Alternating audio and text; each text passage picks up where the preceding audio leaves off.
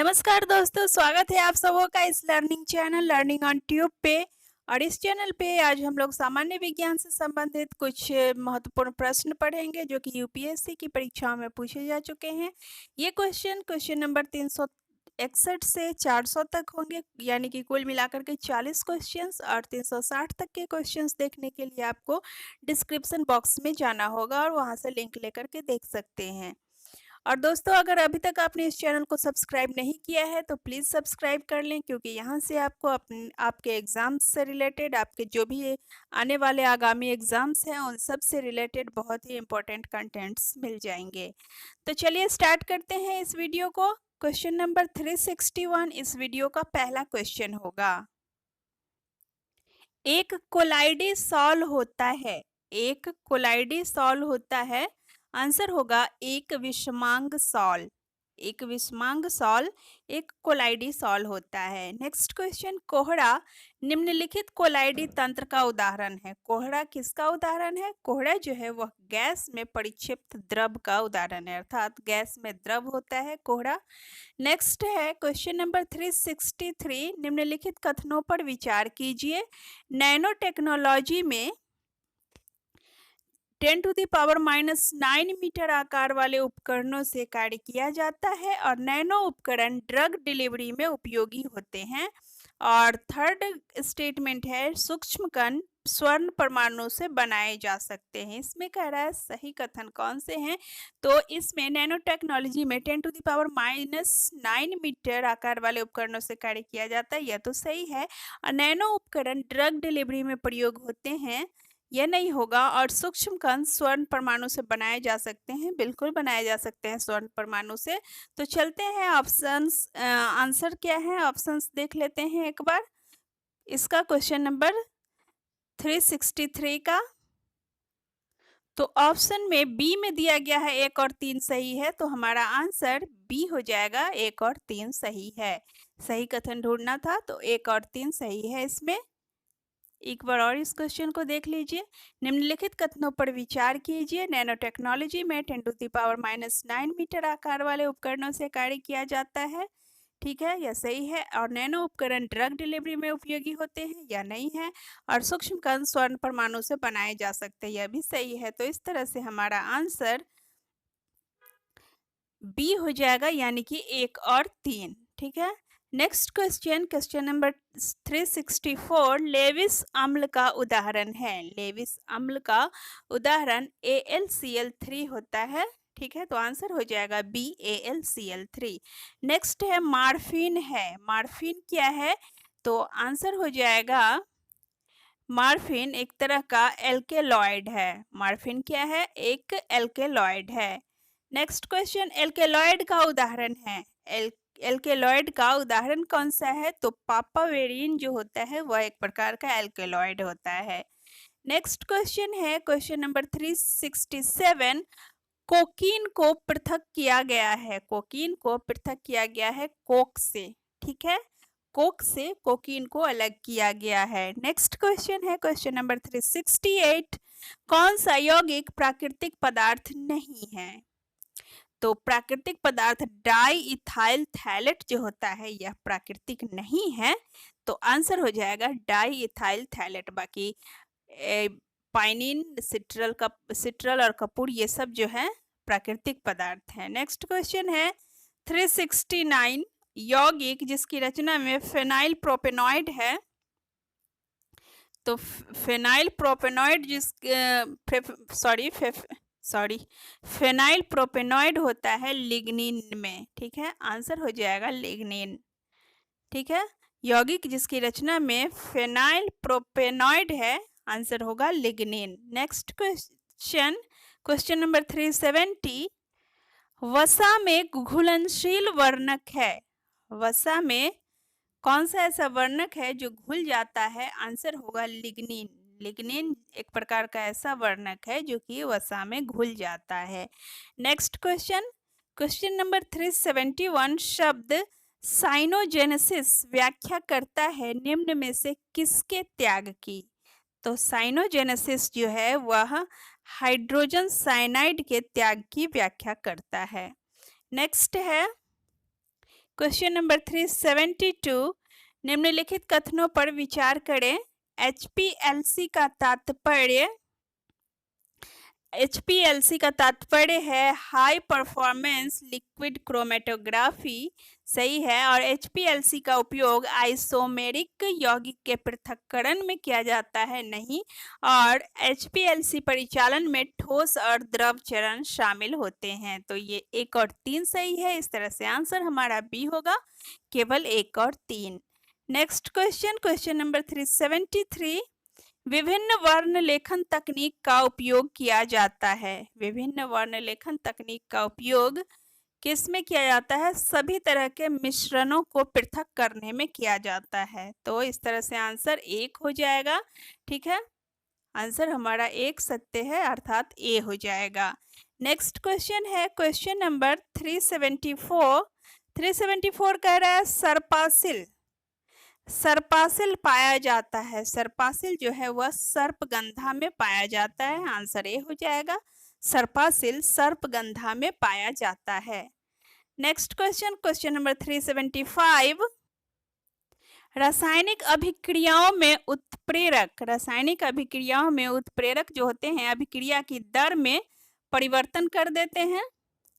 तो यह सही हो जाएगा। और किसी अभिक्रिया में स्टोइकियोमेट्रिक मात्रा में आवश्यक होता है, नहीं। और अभिक्रिया के दौरान अपनी रचना में बदलाव लाता है, ऐसा नहीं है। और उसी अभिक्रिया में पुनः इस्तेमाल किया जा सकता है, सही है। और अभिक्रिया के क्रम में बदलाव करता है, यह भी नहीं होगा। तो 1 और 4 सही है, अर्थात ए आंसर हो जाएगा हमारा, केवल 1 और 4। Next question, question number 376। 376 कह रहा है विद्युत लेपन का प्रयोग प्रायः होता है। विद्युत लेपन का प्रयोग परिरक्षण में नहीं होता, सजावट में भी नहीं होता। तो विद्युत लेपन का प्रयोग दोनों ही में नहीं होता है ऑप्शन के अकॉर्डिंग। तो आंसर हो जाएगा, दोनों ही असत्य हैं। Next question, question number 377, potassium तत्व के संबंध में निम्नलिखित कथनों पर विचार कीजिए। पोटेशियम तत्व के संबंध में निम्नलिखित कथन जो है इनमें से सही कथन चुनना है। तो यह प्रकृति में मुक्त रूप से विद्यमान नहीं है, सही है। और यह अत्यधिक अभिक्रियाशील सक्रियकर्ता होता है, यह भी सही है। यह एक महत्वपूर्ण एंजाइम सक्रियकर्ता होता है, यह भी सही है। और कोशिका ग्लूकोज उपपाचन और प्रोटीन संश्लेषण में इसकी आवश्यकता होती है, यह भी सही है। अर्थात 1 2 3 4 सभी सही है। तो सी आंसर हमारा हो जाएगा। चलते हैं next question, question number 378, glycogen प्रायः जानी जाती है। ग्लाइकोजन प्रायः जंतु शर्करा होती है, इसलिए यह जंतु शर्करा के रूप में जानी जाती है। नेक्स्ट क्वेश्चन है 379, LSD का क्या अर्थ है? LSD का क्या अर्थ है? LSD का अर्थ होता है lysergic acid diethylamide. Lysergic acid diethylamide. Next question, question number 380, Heisenberg के अनिश्चितता सिद्धांत का प्रयोग कहाँ किया जा सकता है? तो हेजनबर्ग के अनिश्चितता संबंधी सिद्धांत का प्रयोग एक इलेक्ट्रॉन में किया जा सकता है, ठीक है। आंसर बी हो जाएगा, एक इलेक्ट्रॉन में। नेक्स्ट है क्वेश्चन नंबर 381, एल-डोपा एक औषधि है जिसका उपयोग निम्न में से किसके उपचार में किया जाता है? तो एल-डोपा नामक औषधि का उपयोग जो है वह पार्किंसंस रोग में किया जाता है। पार्किंसंस रोग में एल-डोपा नाम की दवाई का प्रयोग किया जाता है, इससे उपचार होता है। नेक्स्ट है, इस निम्न बनावट में प्रत्येक कार्बन के संकरण की स्थिति है। इसमें प्रत्येक कार्बन के संकरण की स्थिति है sp², ठीक है। नेक्स्ट क्वेश्चन, क्वेश्चन नंबर 383 है।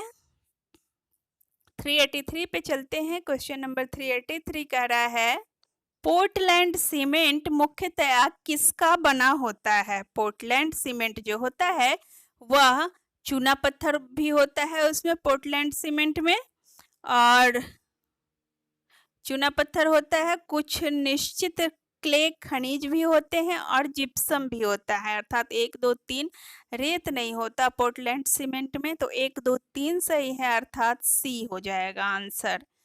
ठीक है, नेक्स्ट क्वेश्चन, क्वेश्चन नंबर 384 है, अधिकांशतया कांच का लगभग 75% भाग होता है, तो कांच का लगभग 75% भाग सिलिकॉन डाइऑक्साइड का होता है, आंसर हो जाएगा सिलिकॉन डाइऑक्साइड। नेक्स्ट है, एक आइसोबेरिक प्रक्रिया होती है, एक आइसोबेरिक प्रक्रिया समान दाब पर होती है, आंसर हो जाएगा समान दाब पर, एक आइसोबेरिक प्रक्रिया समान दाब पर होती है। नेक्स्ट क्वेश्चन, क्वेश्चन नंबर 387, एक आइसोएंथैल्पिक प्रक्रिया, एक आइसोएंथैल्पिक प्रक्रिया होती है समान आयतन पर, जब समान आयतन होते हैं तभी आइसोएंथैल्पिक प्रक्रिया होगी। नेक्स्ट है, एक आइसोएंट्रोपिक प्रक्रिया होती है, एक आइसोएंट्रोपिक प्रक्रिया परिवर्तित एंथैल्पी पर होती है, परिवर्तित enthalpy. Next question, question number 387,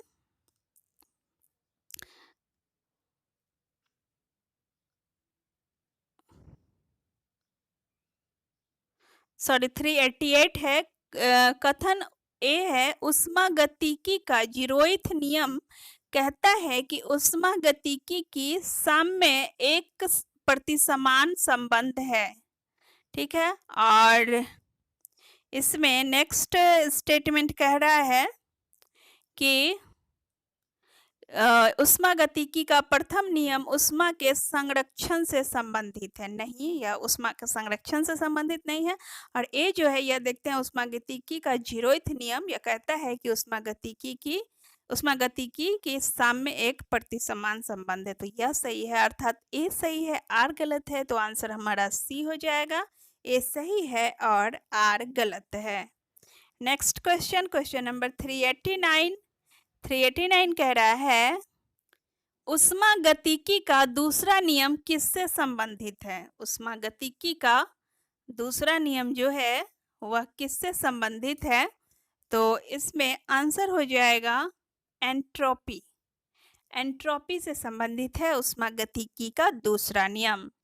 next question, question number 390, radio औषधियाँ, रेडियो औषधियाँ क्या है, तो रेडियो औषधियाँ जो होती है वो औषधियों एवं रेडियो एक्टिव परमाणुओं का मिश्रण होती हैं, ठीक है। Next question, question number 391, radio औषधियों की अर्ध आयु होनी चाहिए, रेडियो औषधियों की अर्ध आयु जो है वह निदान प्रक्रिया की 1.5 गुनी होनी चाहिए, आंसर हो जाएगा बी, निदान प्रक्रिया की 1.5 गुनी होनी चाहिए।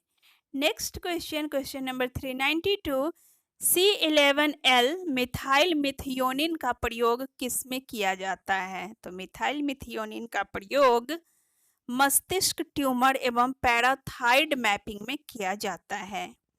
नेक्स्ट क्वेश्चन, I-123 आयोडाइड का उपयोग किस में किया जाता है, I-123 आयोडाइड का इस्तेमाल थायराइड ग्रंथि की इमेजिंग में किया जाता है।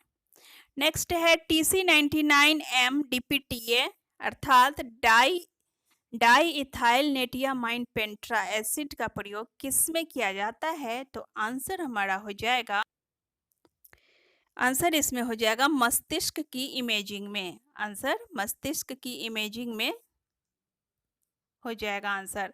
नेक्स्ट है क्वेश्चन नंबर 395 फिर मैचिंग टेस्ट दिया गया है, तो इस मैचिंग को सूची 1 को सूची 2 से मिलाएंगे, यहाँ पे पूरा कर लेते हैं सामने। हाँ, हीमोफीलिया को मिला दें अगर, ये हीमोफीलिया एक तरह की आनुवंशिक बीमारी है तो 2 से मिला देंगे। मधुमेह जो होती है यह हार्मोन संबंधी बीमारी होती है, इंसुलिन हार्मोन के कमी या ज्यादा से होती है। रिकेट्स जो है यह अल्पता बीमारी है, अर्थात विटामिन डी की कमी से होती है। और दाद जो है यह कवक से उत्पन्न होने वाली बीमारी है। तो ए का 2, बी का 3, सी का 1 और डी का 4 अर्थात बी ऑप्शन सही है। तो बी आंसर हो जाएगा। चलते हैं नेक्स्ट क्वेश्चन, क्वेश्चन नंबर 396 पे। रक्त में ग्लूकोज के स्तर को सामान्यतः किस प्रकार व्यक्त किया जाता है? रक्त में ग्लूकोज के स्तर को व्यक्त करने के लिए मिलीग्राम प्रति डेसीलीटर द्वारा व्यक्त किया जाता है। मिलीग्राम प्रति डेसीलीटर, ठीक है, अर्थात एक डेसीलीटर में कितने मिलीग्राम ग्लूकोज है ब्लड में, इस आधार पर ग्लूकोज का मापन किया जाता है। नेक्स्ट है 397, रिकॉम्बिनेंट तकनीक। रिकॉम्बिनेंट तकनीक एक नवीन जैव तकनीक है। इसका उपयोग किसके व्यावसायिक उत्पादन में किया जाता है? तो रिकॉम्बिनेंट टेक्नोलॉजी जो होती है, इस बायोटेक्नोलॉजी के द्वारा एंटीबॉडीज का उत्पादन किया जाता है व्यावसायिक रूप से। नेक्स्ट क्वेश्चन, क्वेश्चन नंबर 398, कठोर जल निम्न के लिए उपयुक्त नहीं होता है। तो कठोर जल जो है किस किस चीज के लिए उपयुक्त नहीं होता है? पीने के लिए तो उपयुक्त होता ही है, ठीक है, तो और साबुन से कपड़े धोने के लिए नहीं। साबुन से कपड़े धोने के लिए कठोर जल उपयुक्त नहीं होता है। और बॉयलर में उपयोग करने के लिए भी कठोर जल का उपयोग उचित नहीं है। और फसल की सिंचाई के लिए हो सकता है कठोर जल का उपयोग, अर्थात पानी पीने के लिए और फसल की सिंचाई के लिए कठोर जल का भी प्रयोग कर सकते हैं। लेकिन अगर साबुन से कपड़े धोने हो और बॉयलर में उपयोग करना हो तो कठोर जल का उपयोग सही नहीं है। तो आंसर हमारा बी में है, यानी कि 2 और 3, तो आंसर बी हो जाएगा, ठीक है। तो कठोर जल साबुन से कपड़े धोने के लिए और बॉयलर में उपयोग करने के लिए उपयुक्त नहीं है। नेक्स्ट क्वेश्चन, क्वेश्चन नंबर 399 है, अक्सर औषधि के पैकेटों में रेत अर्थात सिलिका का एक छोटा पाउच पाया जाता है, क्योंकि इसमें रेत का फंक्शन क्या होता है? तो रेत क्या करती है कि नमी को सोख लेती है। अगर अत्यधिक नमी जो रहती है उसको सोख लेती है, जिसकी वजह से दवाइयाँ लंबे समय तक टिकी रह पाती हैं, ठीक है। और अगर नमी उस दवाई में आ जाएगी तो जल्दी ही खराब हो जाएगी। इस चलते उन दवाइयों के पैकेटों में सिलिका का एक छोटा पाउच डाल दिया जाता है। चलते हैं नेक्स्ट क्वेश्चन, क्वेश्चन नंबर 400 और इस वीडियो सीरीज का लास्ट क्वेश्चन, क्वेश्चन नंबर 400 है, निम्नलिखित कथन पर विचार कीजिए। बड़े शीतागार संयंत्रों में प्रशीतक के रूप में अमोनिया का इस्तेमाल होता है, जबकि घरेलू रेफ्रिजरेटरों में क्लोरोफ्लोरोकार्बन का इस्तेमाल किया जाता है। तो यह तो सही है। और नेक्स्ट देखते हैं, अमोनिया को परिवेशी तापमान और निम्न दाब पर द्रवीकृत किया जा सकता है, सही है। और क्लोरोफ्लोरोकार्बन वायु प्रदूषक होते हैं। तो तीनों ही सही है, अर्थात 1, 2 और 3 सही है, यानी कि सी आंसर हो जाएगा, ठीक है। तो ये थे हमारे आज के 400 क्वेश्चन का वीडियो सीरीज खत्म हुआ इसी के साथ। साइंस का सारा वीडियो सीरीज। अब आगे के वीडियोस में हम लोग पर्यावरणीय पारिस्थितिकी, जैव विविधता एवं जलवायु परिवर्तन से संबंधित क्वेश्चंस को पढ़ेंगे।